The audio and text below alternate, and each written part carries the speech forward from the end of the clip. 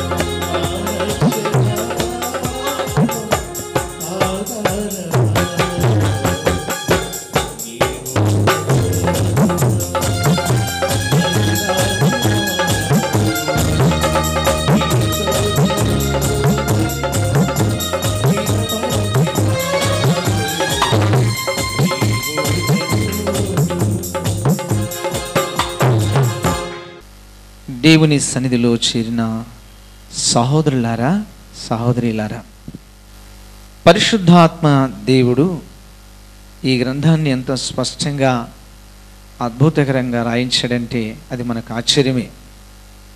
ఇందులో ఉన్న ప్రతి మాటను కూడా మనం జాగ్రత్తగా గమనించినట్లయితే మనకు గొప్ప ఆశీర్వాదమే. ప్రభు అయిన యేసుక్రీస్తు వారిని గూర్చి వినటం వలన ఎంత ప్రయోజనం ఉందో దేవుని సేవకునిగా, మీ సహోదరునిగా నా జీవిత గొప్ప అనుభవం. యేసుక్రీస్తుని గూర్చి వినటం వలన ఎట్టి ఆశీర్వాదాలు, ఎంతటి భాగ్యం ఉందో, ఎంతటి విశ్వాసంలో అభివృద్ధి పొందుతామో, ఎన్ని సమస్యలు పరిష్కారం చేసుకోగలమో, ఈ లోకంలో మనం ఎలా జీవించగలమో, వీటన్నిటిలో కూడా గొప్ప విజయాలు ఉన్నాయి. ఈరోజు ప్రపంచమంతా ఎందుకు ఇంత గందరగోళంగా ఉందంటే దేవుని మాట వినకనే చెడిపోవడం. పిల్లలను చూడండి, తల్లిదండ్రుల మాట వినరు. ఫ్రెండ్స్ చెప్తే వింటారు. మీరు గమనిస్తే స్నేహితులు చెప్పారా తూచా తప్పకుండా వింటారు వాళ్ళు. అమ్మా నాన్న చెప్పారా నాతో ఏం కాదు, నాకేం చెప్పనక్కర్లేదు, నా వల్ల కాదు, నేను చేయలేను అని పిల్లలు, చిన్న పిల్లలు తల్లిదండ్రులు ధిక్కరించి వెళ్ళిపోతారు. ఆ పిల్లలు చెడిపోవడానికి కారణం ఏంటంటే అమ్మా నాన్న చెప్పిన మాట వినకపోవడమే కారణం. యేసుక్రీస్తు ప్రభు తల్లి కంటే, తండ్రి కంటే బహు గొప్ప ప్రేమ కలిగిన దేవుడు. హల్లెలూయా. ఆయన ఏది చెప్పినా మన మేలు కోసమే చెబుతాడు, కానీ మన కీడు కోసం ఒక్క అక్షరము కానీ, ఒక పొల్లు కానీ, సున్న కానీ చెప్పనే చెప్పడు. ఆయన ఎట్టి పరిస్థితుల్లో కూడా మన మేలు కోరి, మన జీవం కోరి, మన ఆరోగ్యం కోరి, మనకు నెమ్మది కోరి, మన శ్రేష్టత కోరి ఆయన ఈ సంగతులన్నీ కూడా చెబుతాడు. కానీ మనకు వస్తున్నటువంటి పొరపాటు ఏంటంటే ఏదైనా కూర్చొని తీపిగా వింటాం. ఉదాహరణకి లోకంలో ఉన్న సంగతులు చెప్పమని చెప్పండి, ఏ విధంగానైనా కూర్చొని వింటాం. ఆ సంసారం గురించిన సంగతులు మాట్లాడుకుంటూ ఉండమని చెప్పండి, అవి వింటాం. ఆ వెండి బంగారాల గురించో, లేక ధనధానాల గురించో, చలనచిత్రాల గురించో మాట్లాడమని చెప్పండి, అవి కూర్చొని వింటూ ఉంటాం. కానీ దేవుని గురించి చెప్పటం ప్రారంభం చేయగానే అందులో కొందరు లేచి వెళుతూనే ఉంటారు. మా తమ్ముడు సొలొమోను, ఆయన దేవుని దయ వలన ఇప్పుడు ఎంటెక్ కంప్లీట్ చేశాడు, దేవుని సేవలో కొనసాగుతూ ఉన్నాడు. మా తమ్మునికి ఒక స్నేహితుడు ఉండేవాడు మా ఊరిలో. ఇద్దరు ఒకే క్లాస్మేట్. ఆ అబ్బాయి సరిగ్గా సాయంకాలం మా తమ్ముడు గారి దగ్గరికి వస్తాడు. వచ్చి 8 గంటల వరకు మాట్లాడుకుంటూ ఉంటాడు అక్కడే కూర్చొని. మేము కుటుంబ ప్రార్థన మొదలు పెడతాం. 8 గంటలకి కుటుంబ ప్రార్థన ప్రారంభం చేస్తాం. మేము ప్రార్థనని ఎప్పుడైతే చెబుతామో ఆ కుర్రోడు ఉండడు, ఇంకెళ్ళిపోతాడు. అస్సలు ఉండనే ఉండడు. నేను ఎంత గమనించానంటే అంత గమనించాను. ఆ అబ్బాయి వెళ్ళిపోయి ఎన్ని నష్టపోయాడో, ఎన్ని కష్టాలు ఎదుర్కొన్నాడో, ఎన్ని శ్రమల పాలయ్యాడో తర్వాత నేను చూశాను. ఒకసారి తాను డిప్లొమా ఇంజనీరింగ్ అయిపోయిన తర్వాత ఒకసారి నాకు దొరికాడు. తమ్ముడు, నువ్వు కాసేపు కూర్చుంటే నేను నీతో కొన్ని మాటలు చెబుతానన్నాను. సరే అన్నయ్య అన్నాడు. చూడు, కుటుంబంలో ఎన్ని పరిస్థితులు ఎదుర్కొంటున్నారు, అన్ని ప్రతికూల పరిస్థితులే. అమ్మకు ఆరోగ్యం బాగాలేదు, మీ నాన్నగారు అప్పుల్లో ఉన్నారు, మీకు ఫీజులు కట్టడానికి కూడా కష్టతరంగా ఉంది. ఎందుకయ్యా నువ్వు ప్రభుని గురించి వినకుండా వెళ్ళిపోతావు? ఏమిటి నీ అసలు ఉద్దేశం? అసలు ఎందుకు వినట్లేదు నువ్వు ఆయన గురించి? ఆ బాబు ఒక మాట అన్నాడు, నేను యేసు ప్రభుని గురించి వింటే నేను అనుకున్నది నెరవేర్చుకోలేను అన్నాడు. ఏమిటి అన్నాను. తాను ఒక ఉన్నతమైన పోలీస్ ఆఫీసర్ కావాలనుకున్నాడట. యేసును గురించి వింటే అసలు ఆ ఛాయల్లోకి నేను వెళ్ళలేను, ఐజీ లెవెల్లో నేను చదువుకొని నన్ను ఎవరెవరు ఏమన్నాడో వాని అంతు చూడాలనుకుంటున్నాను. నేను అందుకోసం చదువుతున్నాను. యేసు ప్రభు చూస్తే కుడి చెంప కొడితే ఎడమ చెంప తిప్పమంటాడు, ఆయన గురించి వినమంటావు నువ్వు? అన్నా నా వల్ల కాదన్నా అన్నాడు. నేను మళ్ళీ మొదలుపెట్టాను వాక్యం చెప్పడం. ప్రేమ అన్నిటికంటే గొప్పది. నువ్వు శత్రువును ప్రేమతో జయించగలవు, కానీ నీ స్వబుద్ధితో ఎప్పుడు కూడా జయించలేవు. యేసుక్రీస్తు ప్రభు చెప్పింది అందుకే చెప్పాడు. ఒక అరగంట సేపు కూర్చొని దేవుని గురించి చెప్పాను. వింటూనే కన్నీళ్లు కార్చాడండి. కన్నీళ్లు కార్చి ఈరోజు మీకు సాక్ష్యం ఇస్తున్నాను. మిడ్నైట్ నాకు దగ్గరకు వచ్చాడు బాప్తిస్మం కోసం. హల్లెలూయా. అది డిసెంబర్ మాసం, చలి ఎముకలను కొరుకుతుంది. అప్పుడు రాత్రి 12 గంటలకు నన్ను లెగ్గొట్టి, అన్న నదిలోనికి వెళ్ళి నాకు ఇప్పుడే బాప్తిస్మం కావాలంటాడు. బాబు నా వల్ల కాదు, తెల్లవారిన తర్వాత ఇస్తానంటే కుదరదు, నువ్వేం చేసి ఇప్పుడే ఇవ్వాలి.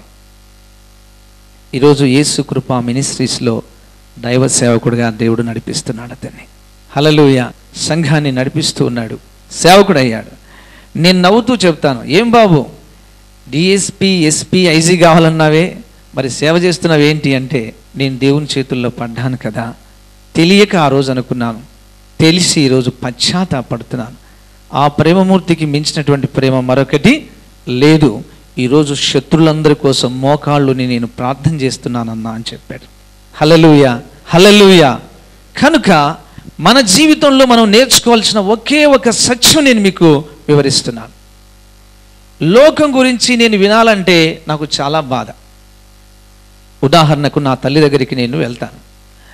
వెళ్ళేటప్పుడే కొంచెం స్ట్రైక్ అవుతుంది నాకు. ప్రభువా, మా అమ్మ నీ గురించి నాతో మాట్లాడినట్లు సహాయం చేయి, సంసారం సంగతులు చెప్పకుండా మరొకరు చెప్పకుండా ఉంటే నాకు చాలు.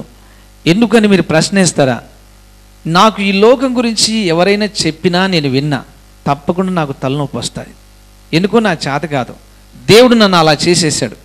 మీరు యేసు ప్రభుని గురించి ఎంతసేపు అయినా, చిన్న బిడ్డ నాతో కొన్ని గంటలు చెప్పినా వింటూ ఉంటే నా ఎముకలకు సత్తువ, నా మనసుకు నెమ్మది, నా హృదయానికి ఆరోగ్యం, చెప్పలేనంత మహా ఆనందంతో నా జీవితం ఒక ఆనందదాయకం అవుతూ ఉంటుంది. ఎందుకనగా ఆయన జీవన శైలి. హల్లెలూయా, హల్లెలూయా. కనుక ఆయన గురించి వినాలని నేను అనుకుని అమ్మ దగ్గరికి వెళ్తాను. మొదలు పెడతాది వెళ్ళగానే, ఏందైనా కూర్చుంటాను. పెద్దమ్మాయి విషయం ఆలోచన చేసావా, చిన్నమ్మాయి విషయం ఆలోచన చేసావా అని మొదలు పెట్టేస్తాయి. అప్పుడు నేను చిన్నగా, అమ్మ నాకు ప్రార్థనకు సమయం అవుతుంది, నేను వెళ్ళొస్తా అంట. కాదయ్యా, నీకు మొదటి ప్రేమ లేనే లేదయ్యా తల్లి మీద, మొదట అంత బాగా ప్రేమించేవాడివే, ఇప్పుడేమైంది? నేను చెబుతాను, యేసు ప్రేమ గెలిచింది, నీ ప్రేమ ఓడిపోయింది. ఆమేన్, ఆమేన్. యేసయ్య ప్రేమ గెలిచింది. నువ్వు ఎప్పుడు ఇవే చెబుతావేంటమ్మా? దేవుడు మన పట్ల ఎన్నో మేలు చేస్తే మనిద్దరం ప్రభు గురించి మాట్లాడుకుంటే మనకు ఆరోగ్యం ఉంది, నెమ్మది ఉంది, ఐశ్వర్యం ఉంది, ఆనందం ఉంది, సకల సమృద్ధి మనకు దొరుకుతాయి. అప్పుడు దేవుని మీద మనకు విశ్వాసం కలుగుతుంది. విశ్వాసం వలన ఏదైనా సాధించవచ్చు. ప్రభు అదే కదా మనకు నేర్పింది. ఆవగింజంత విశ్వాసం కలిగి ఉంటే మీరు మోకాళ్ళుని ప్రార్థన చేస్తే కొండలే పెగలింపబడతాయని నేర్పించాడు. హల్లెలూయా. మా విశ్వాసమును వృద్ధిపరచు. మీకు ఆవగించంత విశ్వాసము కలిగి ఆజ్ఞాపించగలిగితే ఈ కంబళి చెట్టును చూచి నీవు వేళ్లతో కూడా పెళ్లగింపబడి సముద్రములో నాటబడమని చెప్పునప్పుడు అది మీకు లోబడును. ఎంత విశ్వాసం అండి? ఆవగింజంత విశ్వాసం. ఎందుకు యేసయ్య ఆవగింజనే గురించి చెప్పాడంటే మీకు ఒక సూత్రం చెప్తాను. వంట చేసి మీరు బాగా జాగ్రత్తగా వినండి. ఆవగింజలను మీరు వేపండి. మొదట ఏ సైజులో ఉంటాయో మీరు పెన్ను మీద వేసి వేపినప్పుడు కూడా అదే సైజు ఉంటాయి. ఎక్కువ కావు, తక్కువ కావు. నీళ్ళల్లో వేసి చూడండి, ఉబ్బో మందగించవు. ఏ సైజులో ఉంటాయో ఆ సైజులోనే ఉంటాయి. విశ్వాసం ఏంటంటే శ్రమలలో మనం ఇలాగ అగ్ని మధ్య మాడుతూ ఉన్న విశ్వాసి సన్నగిల్లరు, అంతకంటే ఉబ్బరు. యేసయ్యకు స్తోత్రములు కలుగును గాక. అన్ని సందర్భాలలో అన్ని సమయాలలో ఎంతో నెమ్మదిగా దేవుడు ఉన్నాడు, నాకు చేయగలడు, నేను అనుకున్నప్పుడు ఇది జరగకపోయినా నా దేవుడు అనుకున్న సమయంలో నాకు చేస్తాడు అన్నంత విశ్వాసం దేవుడు మనలోకి తీసుకొని వస్తాడు. తప్పకుండా తీసుకొస్తాడు. ఈ ఆవగింజ భూమిలో విత్తినప్పుడు అన్నిటికంటే చిన్నదే కానీ కూర మొక్కలన్నిట్లో అది పెరిగినప్పుడు ఒక వృక్షంలాగా తయారవుతుందట. ఆ తర్వాత ఆకాశ పక్షులు వచ్చి వాటి కొమ్మల మీద నివాసం చేస్తాయని పరిశుద్ధాత్మ దేవుడు స్పష్టంగా రాయించాడు. మనలో విశ్వాసం దేవుని మీద రావాలి అంటే మనం ముందు దేవుని గురించి వినాలి, తప్పకుండా వినాలి. ఈ తల్లి 12 సంవత్సరాలు రక్తస్రావ రోగం చేత బాధపడినటువంటి స్త్రీ. మీరు ఈ అధ్యాయంలో 25వ వచనం నుండి చదువుకోండి. 5వ అధ్యాయంలో 12 ఏండ్ల నుండి రక్తస్రావ రోగము కలిగిన ఒక స్త్రీ ఉండెను. ఆమె అనేక వైద్యుల చేత ఎన్నో తిప్పలు పడి, మీరు ఈ మాట వినండి, ఆమె అనేక వైద్యుల చేత ఎన్నో తిప్పలు పడి 12 సంవత్సరాలు తనకు కలిగినదంతయు వ్యయము చేసుకుని ఎంత మాత్రం ప్రయోజనం లేక మరింత సంకటపడెను. ఆమె 12 సంవత్సరాలు రోగం చేత బాధపడుతూనే ఉంది. ఆ వైద్యుల గురించి చెబితే వినింది, వెళ్ళి చూపించుకుంది. ఇవి చేయమంటే ఇది చేసింది, అది చేయమంటే అది చేసింది, ఈ మృక్కువళ్ళు చేయమంటే ఇది చేసింది. ఎవ్వరు చెప్పినవన్నీ చేసింది. ఉన్న డబ్బంతా కూడా పోగొట్టుకుంది. సమస్య తగ్గలేదు. కానీ బైబిల్ స్పష్టంగా మనకు చెబుతుంది, సమస్య పెచ్చైపోయింది, పెరిగిపోయింది. ఇక చివరికి ఆమె ఆలోచన ఏంటంటే, నా జీవితం ఇక బాగుపడేటట్లు లేదు, ముగిసిపోయేటట్లుగా ఉంది, కనుక ఇంక నా జీవితం ఇంతే అనుకుంది. అట్టి సమయంలో ఎవరు వెళ్ళారో, ప్రభు ఎవరిని పంపించాడో ఆమెను ప్రేమించి, ఏ సేవకుని పంపించాడో, కలలో విన్నదో లేకపోతే ఏ మనుషులు వెళ్ళి చెబితే విన్నదో వినింది. ఎవరిని గురించి? యేసును గురించి వినింది. హల్లెలూయా, హల్లెలూయా. మీరు ఎప్పుడైనా కష్టాల్లో ఉన్నప్పుడు వేరే వాళ్ళ దగ్గరికి వెళ్ళి వాళ్ళు ఏమైనా చెబుతారేమో అని వినొద్దు. ఎందుకంటే మనకంటే వాళ్ళకు కష్టాలు ఎక్కువ ఉంటాయి, తక్కువే ఉండవు. ఒకవేళ మంచి స్నేహితులుగా సలహా ఇస్తే 1-2 ఇస్తారు. కానీ ఇదిగో వాతావరణం కేంద్రం వాళ్ళు చెబుతూ ఉంటారు చూడండి, కోస్తా ఆంధ్ర మీద వర్షాలు ప్రారంభమయ్యాయి, బంగాళాఖాతంలో సుడిగుండం చెలరేగింది, రాయలసీమ మీద కూడా జల్లులు పడొచ్చు పడకపోవచ్చు అని చెబుతూ ఉంటారు. విన్నారు కదా? పడొచ్చు పడకపోవచ్చు. యేసయ్య మాట అలాగుండదు. పడితే పడుతుంది అంటాడు, పడకపోతే పడదు అంటాడు, అంతే. ఆయన ఎప్పుడు కూడా సందిగ్ధంగా చెప్పడు. అందుకే మనుషులు మనుషులే, దేవుడు దేవుడే. మీరు గుర్తుంచుకొని ప్రభువును గూర్చి వినండి. బైబిల్ స్పష్టంగా తెలుగులో అన్ని భాషల్లో, ప్రపంచ భాషల్లో బైబిల్ ఉంది. మీరు దగ్గర పెట్టుకుని చదవండి. ఒకవేళ చదివినప్పుడు మీకు అర్థం కాకపోతే దాన్ని ధ్యానము చేయటము అంటారు. చదవటం వేరండి, ధ్యానం చేయటము వేరు. చదివింది అర్థం కాకపోతే అక్కడే మోకాళ్ళుని ప్రార్థనలో ధ్యానం చేయండి, నీకు దేవుడు చెబుతాడు. తప్పకుండా నువ్వు చూస్తావు, దేవుడు వివరించడం చూస్తావు. అప్పుడు సమస్యకు పరిష్కార మార్గం నీలోనే మొదలవుతుంది. ఎలా మొదలవుతుందంటే, ఆమె అనుకుంది, యేసును గూర్చి విని ఆమె ఏమనుకుందంటే, నేను వెళ్ళి ఆ మహనీయుణ్ణి, ఆ మహోన్నతుని, ఆ కరుణామయుణ్ణి, ఆ ప్రేమ స్వరూపిని వెళ్ళి పాదాలు పట్టుకోవడానికి నాకు అర్హత లేదు. నిలిచి నన్ను బాగు చేయమని చెప్పడానికి నాకు అర్హత లేదు. ఆయన దగ్గరికి వెళ్ళి నా మొహం చూపించడానికి అర్హత లేదు. ఎందుకంటే 12 ఏళ్ళు నేను తిరిగాను. ఆయన ఇక్కడ ఉన్నా, సంచరిస్తూ ఉన్నా, ఆయన గురించి వినక పట్టించుకోకుండా తిరిగి ఉన్నదంతా కూడా పోగొట్టుకున్నాను. ఇక నుండి నేను వెళ్ళి అడగనంత అర్హత నాకు లేదు. కనుక ఆయనకు తెలియకుండానే ఆయన పొడవాటి అంగి చివరి అంచు మోకాళ్ళ మీద వెళ్ళి నేను పట్టుకుంటాను, బాగుపడిపోతాను. హల్లెలూయా, హల్లెలూయా. ఇప్పుడు మీరే ఆలోచించండి, బాగుపడుతాను అన్నమాట ఎవరి గురించి విన్న తర్వాత? అది యేసును గూర్చి విన్నవాళ్ళు భూమి మీద చెడిపోయినట్టు అసలు దాఖలే లేవు. ఎవరైనా చెడిపోయారు యేసుని గూర్చి అని అనుకుంటే, ఒకవేళ అలాగే యేసు ప్రభువుని నమ్ముకొని చెడిపోతున్నారు అంటే, మీకు ఒక మాట చెప్తాను, ఇంకా లోతుల్లోకి వారు వెళ్ళలేదు. వినడం అంటే అర్థం ఏంటి? మీరు ఇప్పుడు ఆలోచించాలి. ఇంట్లో మన పిల్లలు ఉన్నారు. బాబు ఈరోజు ఈ పని చేసి పెట్టిన ఆయన అని చెప్పాం. ఆ పిల్లలు అన్నారు, సరే డాడీ, సరే మమ్మీ అన్నారు. మనం వచ్చి చూస్తే ఆ పని అలాగనే ఉంది. ఉదయం ఏమన్నారు? సరే అన్నారు. సాయంకాలం వచ్చి చూస్తే ఆ పని అలాగే ఉంది. అంటే ఆ పిల్లలు విననట్ట? ఇప్పుడు వినటం అంటే అర్థం ఏంటి? విని చెప్పినట్లుగా చేయటము అని దాని యొక్క భావన. విని ఆ ప్రకారంగా చేయాలి. సరే, ఇప్పుడు ఆమె విని ఆ ప్రకారం చేయడానికి ప్రారంభం చేసింది. అందుకే ఆమె బాగుపడుతాను అనుకుంది.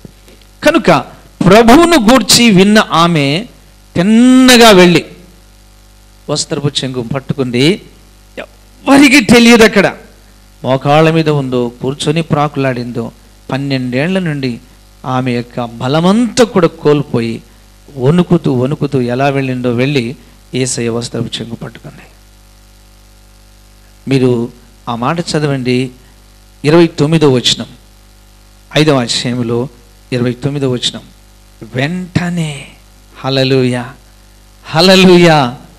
ఎంత టైం తీసుకున్నారండి? వెంటనే ఆమె రక్తధార కట్టెను గనుక తన శరీరములోని ఆ బాధ నివారణ అయినదనుకొని గ్రహించుకొనెను. విశ్వాసం దేవుని మీద విశ్వాసం లేకనే ఈరోజు మానవ జీవితం అంతా హృదయములో కలవరం, వేదన, కృంగుదల, నలిగిపోవటం, ఇవన్నీ కూడా అనుభవిస్తున్నాం.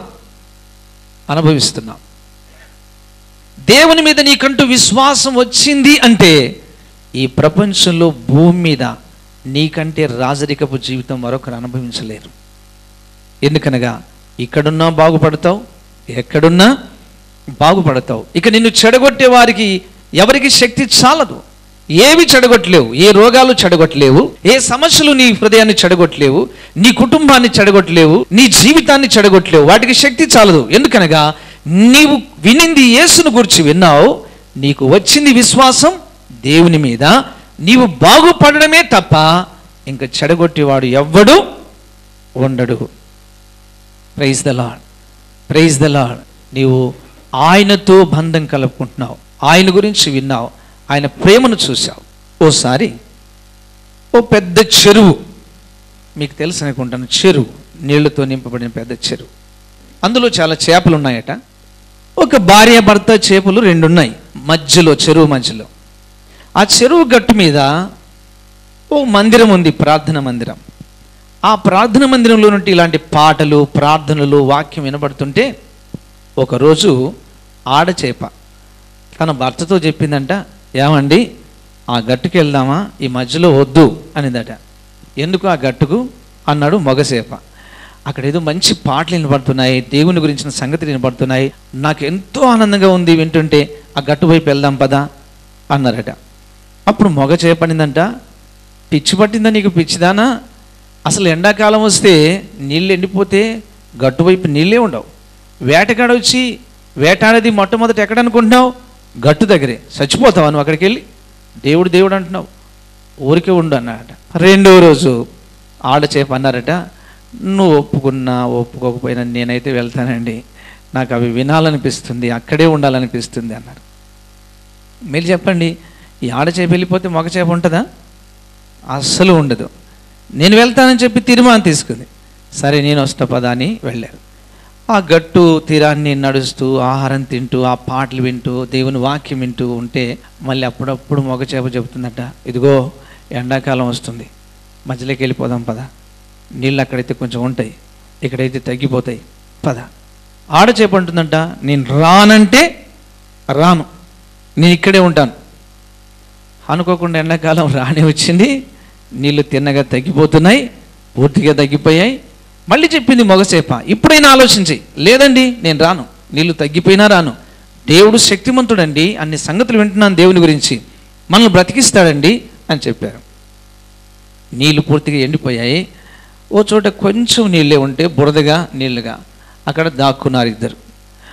ఒక వేటగాడు బాగా అలసిపోయి పుట్ట తల మీద పెట్టుకొని, నాయనా ఎక్కడికి వెళ్ళాలి ఇప్పుడు చేపల వేటకు, నేను అలసిపోయాని ఉదయం సూర్యుని యొక్క కిరణాలకు 10 గంటలప్పుడు అట్లా నడుస్తున్నాడు. ఈ చేపలు 2 మెరిచిపోయాయి. ఈరోజు సరిపోయింది నాకు, ఇక్కడేవో దొరికినట్టున్నాయని లోపలికి వెళ్ళి 2 తీసి బొట్లు వేసుకున్నాడు. బాగా ఒక్కొక్కటి 5 కేజీలు ఉన్న చేపలు 2. అప్పుడు బొట్లు వేసుకొని ఆ చెరువు గట్టు మీద నడుస్తుంటే మగ చేప అంటుందంట, నువ్వు చేసిన పని ఏం చేసావో చూడు, దేవుడు దేవుడు దేవుడు విశ్వాసం విశ్వాసమని మనల్ని ఇంత లోతుకు దించావు, అయిపోయింది, ముగిసింది మన కథ. నాకు ఒక ఆశ ఉండేది, మగ చేప చెబుతుందట, నాకు ఒక ఆశ ఉండేది, ఏంటంటే చచ్చేటప్పుడు ఇద్దరిని సర్దాం అనుకున్నాను, ఇప్పుడు నిన్నెవడికి అమ్ముతాడో వాడు నన్నెవడికి అమ్ముతాడో, ఇది నాకు చాలా బాధగా ఉంది విషయం, ఎందుకు నన్ను ఇలాగ బాధ పెడుతున్నావు, చెబితే ఎందుకు వినలేదంటే ఆడచేప అంటుందంట, ఇప్పుడైనా నా దేవుడు మనలను రక్షించుటకు సమర్థవంతుడు. హల్లెలూయా. ఇప్పుడండి, ఇప్పుడైనా ఎప్పుడైనా రక్షించుటకు సమర్థవంతుడని చెబుతుంటే మగ చేప నవ్విందట, పిచ్చిదాన, ప్రాణం పోయేటప్పుడు కూడా ఇంకా దేవుని మీద కలలు కంటున్నావంటే, లేదు నువ్వు చూడు. ఆ చేపల వాడు చేపలు అమ్మో అని వెళ్తామంటే ఆ చెరువు గట్టు కిందనే బయట వైపు ఒక పెద్ద ఇంటి పెద్ద ఆమె పిలిచారట, చేపల అబ్బాయి రానా అని పిలిచారు. దగ్గరికి వస్తే మా కుటుంబం చాలా పెద్దది బాబు, మరి కొంచెమే ఉన్నాయా చేపలంటే, అమ్మ పెద్ద చేపలు పట్టుకున్నాను అన్నాడు. చూస్తే 2 బ్రతికే ఉన్నాయి, చాలు చాలు మాది పెద్ద కుటుంబం, 10 కేజీల దగ్గర ఉన్నాయి, ఇవి ఇచ్చేయి అని చెప్పి తీసేసుకుందట. తీసేసి అక్కడే కాంపౌండ్ లోపల చేపలు తోమడానికి అక్కడ పెట్టేసి కూర్చుందట. అప్పుడు మగచేప నీళ్ళలో తిరుగుతూ అంటుందట ఆడచేపతో, అంటే ఒక పెద్ద బేషన్లో నీళ్ళ బేషన్లో వేశారు. ఇప్పుడు నిన్ను తోముతాదో మొదట ఆమె నన్ను తోముతాదో, నీ పీక పిసుకుతాదో నా పీక పిసుకుతాదో, నేను నా కళ్ళతో చూడలేను, ముందు నన్నే చేస్తే బాగుంటుందేమో అని మగచేప అంటుంటే ఆడచేప అంటుందట, ఇప్పుడైనా నా దేవుడు రక్షించటకు సమర్థవంతుడు. ఫెయిత్ చచ్చిపోయిందా? లోపల విశ్వాసం చచ్చిపోయిందా? ఇప్పుడైనా నా దేవుడు రక్షించటకు సమర్థవంతుడు. ఆమె వాటిని తీసి ఇంకా తోమడం మొదలు పెడదామని కూర్చుంది. ఆడచేప ప్రార్థన చేస్తుందంట మనస్సులో, దేవా యెహోవా, నీ యందు విశ్వాసం ఉంచు వారికి నీవు కర్తవు, కొనసాగించే దేవుడు. నీ గురించి నేను విన్నాను వాక్యాలు, ఏదైతే విన్నానో దాని మీద ప్రార్థన చేస్తున్నాను. ఇదిగో నా భర్త నిన్ను చూసి ఆశ్చర్యపోవాలి, నీవి గొప్ప దేవుడు అని ఆయన నిరీక్షించాలి, సహాయం చేయమని ప్రార్థన చేసిందట. క్షణాలలో మేఘాలు పుట్టుకొని వచ్చాయి, బ్రహ్మాండంగా ఉరుములు ఉరుముతున్నాయి, చినుకులు రాలుతున్నాయి. ఆ వృద్ధురాలు, అయ్యో నేను తడిచిపోయేటట్టుగా ఉన్నాను ఇక్కడ, వర్షం తగ్గిపోయిన తర్వాత చేపల పని చేసుకోవచ్చు, ఇంట్లోకి వెళ్దామని లోపలికి వెళ్ళింది. అంతే, గాలి వర్షం నిమిషాల్లో మొదలై ఉర్రూతలు ఊగుతూ వచ్చింది. బేషన్లో ఉన్న నీళ్లతో సైతం కొడితే ఎగిరి ముందు కాలువలో పడ్డాయి. వర్షం నీళ్లకు కలిసి 2 చేపలు వెళ్ళిపోతున్నాయి. అప్పుడు చెబుతుందంట ఆడచేప, ఇప్పుడు చెప్పు యేసు ఎవరో నీకు అర్థమవుతుంది. మగచేప అంటుందట, నిజం, నీ విశ్వాసమే గొప్పది, ముందు మనం దేవుని గురించి వినకపోవడం తప్పు అంటున్నా నేను. వినకపోవటమే తప్పు. ఆయన దేవుడు, సృష్టికర్త. నీ మీద ఆయనకి ఏం ప్రణాళిక ఉందో, ఏం ఉద్దేశం ఉందో, నేను ఎలా చేశాడో, ఎందుకు పుట్టించాడో, ఎవరిని అడిగితే ఏం చెబుతారు చెప్పండి? చేయి చూసే వాళ్ళని అడిగితే ఏం చెప్తారు? వాళ్ళు చెబుతారా? ఇల్లు చూసే వాళ్ళని అడిగితే చెప్తారా?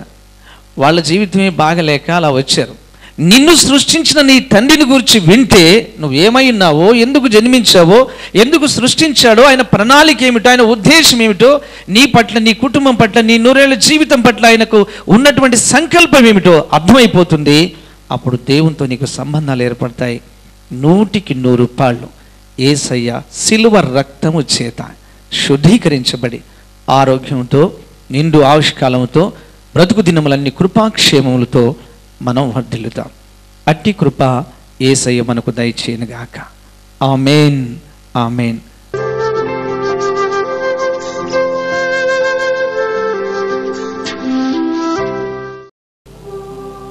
ఎవరైనా లోకపు సంగతులు మీకు చెప్పి దేవునికి దూరం చేస్తే వినొద్దు. నీ మనసు చెప్పినా వినొద్దు, నీ హృదయం చెప్పినా వినొద్దు. అయ్యా, అయ్యా, అమ్మా, వినొద్దు. నిన్ను బాగుపరిచే మాటలు, నిన్ను చక్కబెట్టే మాటలు, నిన్ను లేవనెత్తే మాటలు, నీకు ఆరోగ్యం ఇచ్చే మాటలు. నువ్వు బైబిల్ చదువుతూ ఉండు, స్వస్థత పొందుతావు. ఆయన మాటలు వింటూ ఉండు, ధ్యానం చేస్తూ ఉండు, ఆరోగ్యంతో ఉండవు. ఆయన మాటలు వినడానికి గట్టుకు చేరుకున్న చేప కథగా కాదు తీసుకోవద్దు. అది మనుషులను గూర్చి చెప్పబడినటువంటి ఒక చక్కని చరిత్ర. నీలో విశ్వాసం రాని ఇప్పుడే అడుగు ప్రభువును. రోజు అడుగు, ఇప్పుడే అడుగు. నైనా చెట్టుకొకరం, గుట్టకొకరం, పుట్టకొకరం, కొమ్మరు వాని ఇంటిలో కుండలు ఆయా విధాలుగా అమ్మబడినట్లుగా మేమైపోయాం. నీ గురించి వినక ఎంతో కాలం నీకు దూరం అయిపోయాను. క్షమించు నాయనా. నిజమైన తండ్రివి, సృష్టికర్త, నన్ను కలగజేసుకున్న దేవుడు, ఇదిగో నీ దాసం ద్వారా ఈరోజు నాతో మాట్లాడావు. మీలో మీరు ప్రార్థన చేస్తున్నారని నేను నమ్ముతున్నా. అందుకే మిమ్మల్ని మాటి మాటికి బ్రతిమలాడుతున్నా. నేను ప్రార్థన చేసే ముందు మీరు ప్రార్థన చేసుకోవాలి. అమ్మా, తప్పకుండా నీ పిల్లలు నీ ప్రార్థనకు ఫలితంగా రక్షణ పొందుతారమ్మా, రక్షణ పొందుతారు. అపవాది వారిని శోధిస్తున్నాడు, భయపడకమ్మా. అమ్మా, నిన్ను రక్షించిన దేవుడు వారిని రక్షిస్తాడు. ఒక్క తల్లిగా నువ్వు విశ్వాసంతో ఉంటే చాలు, నీ ఇల్లంతటిని దేవుడు నీ విశ్వాసాన్ని బట్టి వెలిగిస్తాడు, తప్పకుండా వెలిగిస్తాడు. అయ్యలారా, మీరు చేస్తున్న సేవ, మీరు వేస్తున్న అడుగులు, మీరు కారుస్తున్న కన్నీళ్ళు, చేస్తున్న ప్రార్థనలు వృధా కావు. దేవుడు గొప్ప కార్యం మీ పట్ల చేస్తాడు. ప్రేమ కలిగిన పరలోకపు తండ్రి, పరిశుద్ధుడవగు నాయన, సర్వాధికారి వగు ప్రభువా, మీ ప్రియ కుమారుడు మా రక్షకుడైన యేసుక్రీస్తు నామమును బట్టి మీ పాదాలకు కోట్లాది కోట్ల స్తోత్రాలు చెల్లిస్తాం. మా నాయన, మేము నీ మాటలు వింటున్నాము అంటే ఇంకా బాగుపడుతామే కానీ చెడిపో, సమస్యలు విడిపోతాయే కానీ చేరువకు రావు. నీ వాక్యమును బట్టి మేము తెలుసుకున్నాం, మిమ్మల్ని సమీపిస్తున్నాం.